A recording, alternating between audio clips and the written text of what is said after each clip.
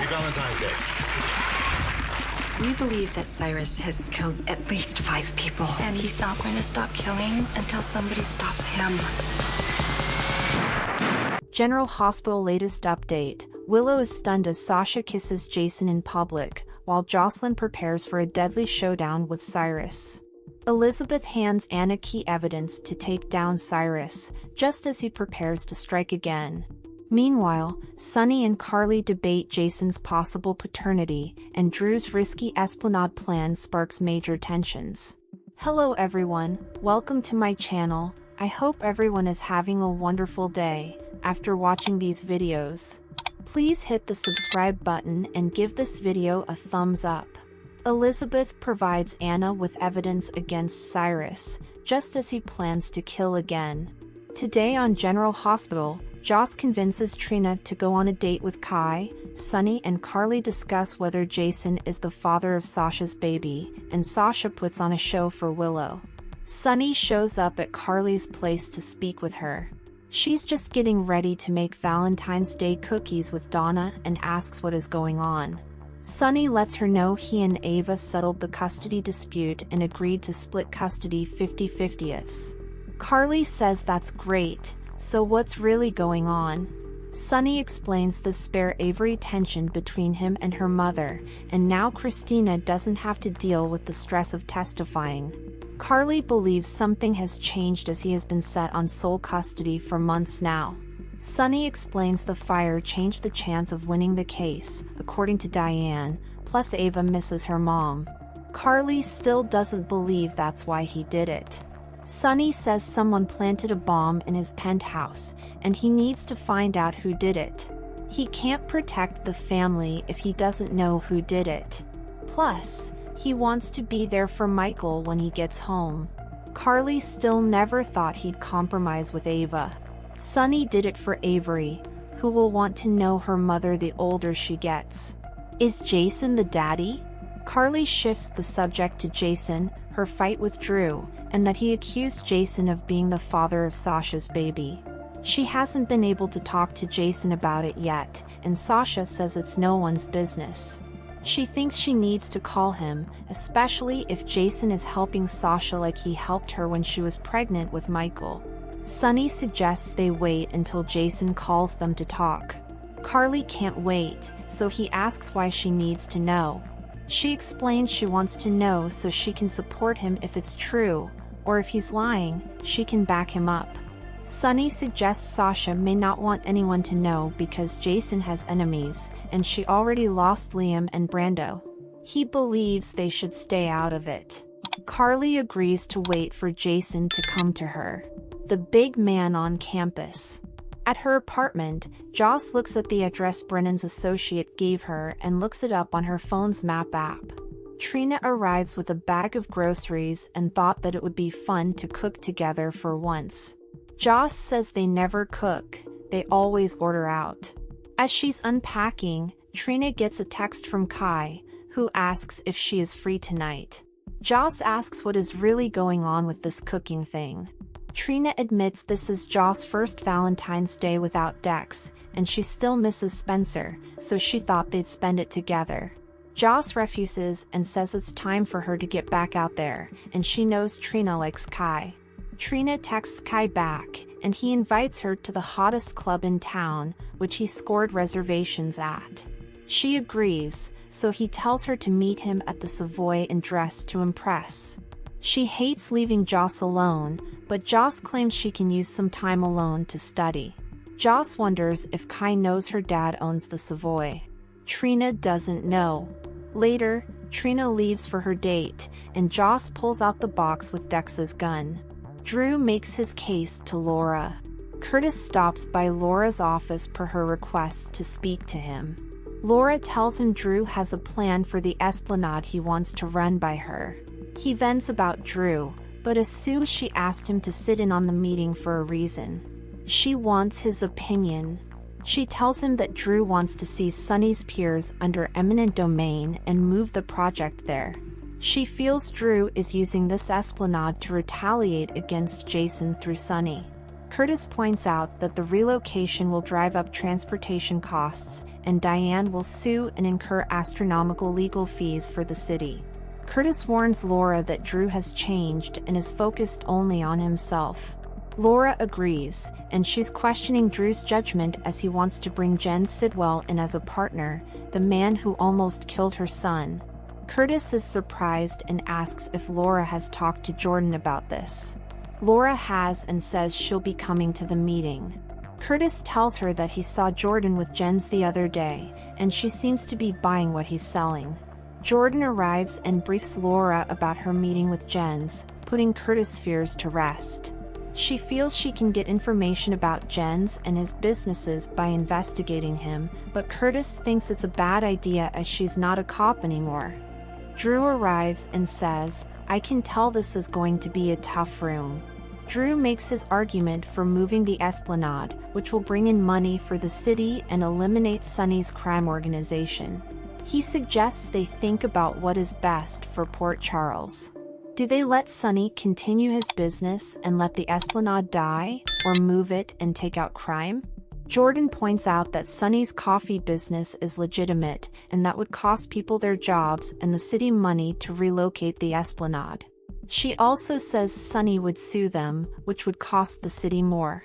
Drew says if he wasn't the one proposing this, would they think twice about moving forward? He says it's something to think of and leaves. Laura, Curtis, and Jordan ponder Drew's idea and whether this project is worth the trouble it could bring them. Willow gets more bad news. At the hospital, Felicia thanks Willow for handling one of the more troublesome patients, who happen to love Willow. As they chat, Martin arrives and looks concerned. Martin takes Willow aside and explains his PI has been taken out of the game due to an accident, and he still needs dirt on Michael. Willow reminds him it won't be easy to find, and she doesn't want to use dirt against him as she doesn't hate Michael. She also doesn't think Michael wants to hurt her. She believes she and Michael can come to an agreement about their kids. Martin tells her that's not how divorce works. They are interrupted when Willow gets a call and is shocked to learn her car has been impounded, making a case against Cyrus. Max stops by Anna's office and asks why Jason is sitting in the interrogation room when he never touched Cyrus, and it was Cyrus who touched Jason's son, a minor. He says this case is flimsy, and she knows it. Anna admits she's keeping Jason because he can't kill Cyrus while he is stuck here. Mac admits Jason killing Cyrus would keep a lot of people safe, but Anna says they can't look the other way and let him take out their problem. She wants to bring Cyrus to justice and feels they are getting closer to proving Cyrus is their killer. Liz sneaks into the interrogation room to see Jason. She tells him that she and Lucky believe they have the evidence the police need to put Cyrus away.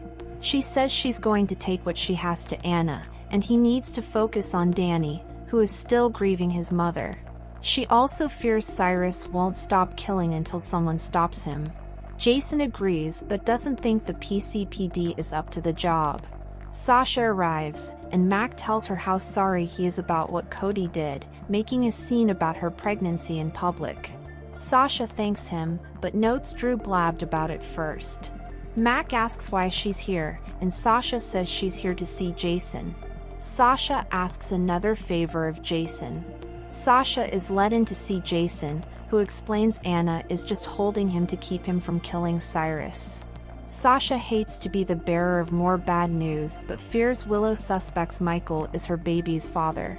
She tells him about Elaine, who she blabbed to about her due date, and it won't be hard to figure out she became pregnant around the time that Michael's marriage blew up. She says letting people draw conclusions about the baby's father's identity isn't enough. He asks, "So you want me to come out and say it's mine?" She does, and he agrees to help her. Liz goes to see Anna in her office about the investigation into Cyrus. She tells her that she and Lucky have been looking into things, and they believe Cyrus has killed 3 people between GH and Turning Woods. She is sure they have enough evidence to put Cyrus away. She explains she found out that 2 patients Cyrus visited at Turning Woods, one with late-stage cancer and one in a coma, died of unexpected heart attacks. She feels Anna could exhume their bodies to see if Digitalis was involved. Anna asks if she has evidence to indicate Cyrus was involved. Liz doesn't, but has something else. Liz says she and Lucky went through Cyrus' trash, and they found 2 boxes and an order for a box of syringes by Paul Damascus. Liz says it's a biblical reference. She guesses the other box was Digitalis, as after Sam the hospital locked up access to it. She was hoping Anna could use the box and trace what was in it and who ordered it.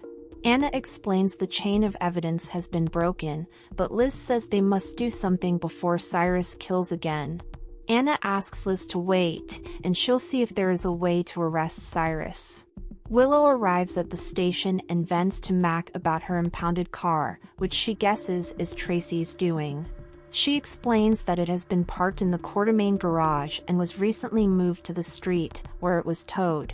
She now drives a minivan for the kids, but her other car is a hybrid and is special to her. She is starting to realize how much she lost becoming part of Michael's family and vows she's not going to lose anything else. Anna heads down to the station, where Mac is still helping Willow with her impound situation. She tells Mac that they may have a lead on evidence linking Cyrus to the crimes. Meanwhile, back in the interrogation room, Sasha spots Willow in the squad room as she's about to leave Jason. Sasha tells him to go with what she's about to do, and passionately kisses him with the door open. Willow sees it, but so does Mac, who is furious. Drew arrives at the hospital with roses for Willow, but Felicia says she's left for the day. Cyrus plans a murder. At Austin's cabin, Cyrus reads biblical passages condemning the vices in men's hearts. He then goes to the table and fills a syringe with Digitalis, again quoting scriptures about God's will being done. Later, Cyrus makes a call to the hospital asking if Liz is there, claiming he wants to thank her for taking good care of his mother. He learns she's left for the day. Cyrus puts the syringe in his coat pocket and heads out.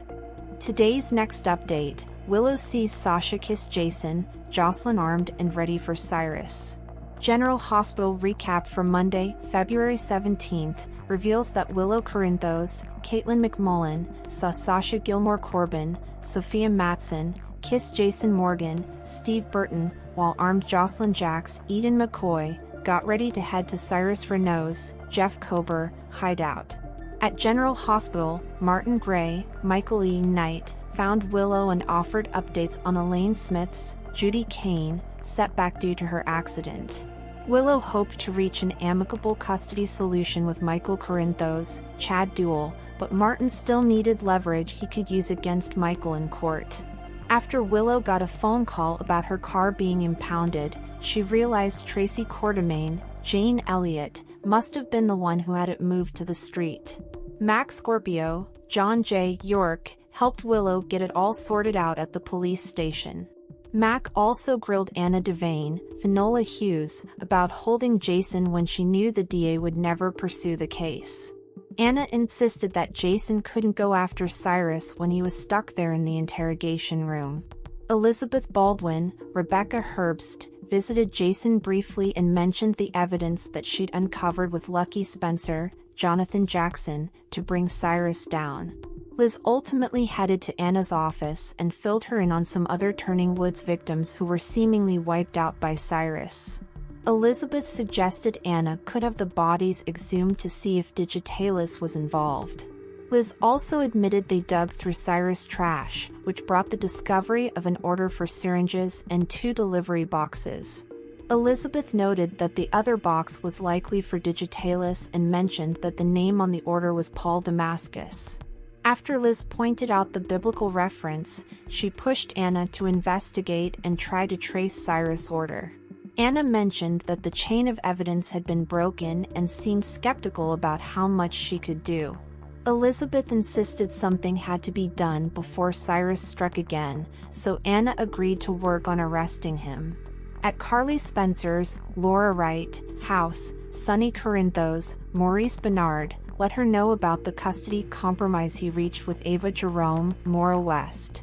Carly was suspicious of Sonny's motives, but he didn't reveal anything about his heart condition. Carly brought up Drew Quartermain, Cameron Matheson, spreading the word about Jason being Sasha's baby daddy. Sonny admitted Jason hadn't talked to him about it. Whether the story was true or not, Sonny didn't think Carly should push and suggested Jason should be the one to come to them. At their apartment, Josslyn looked up the address Jack Brennan, Chris McKenna, gave her on her phone and hid the paper when Trina Robinson, Tabiana Ali, came in. Trina wanted to cook dinner together and seemed concerned about leaving Josslyn alone on Valentine's Day since she was still grieving Dex Heller, Evan Hofer. Nevertheless, Josslyn convinced Trina to join Kai Taylor, Jens Austin Astrup, for Valentine's Day since he invited her to the Savoy. Once Josslyn was alone, she took out Dex's gun and prepared to head to Cyrus' hideout. In Laura Collins, Jeannie Francis' office, Curtis Ashford, Donnell Turner, talked to her about his concerns regarding Drew aligning with Jen Sidwell, Carlo Rhoda.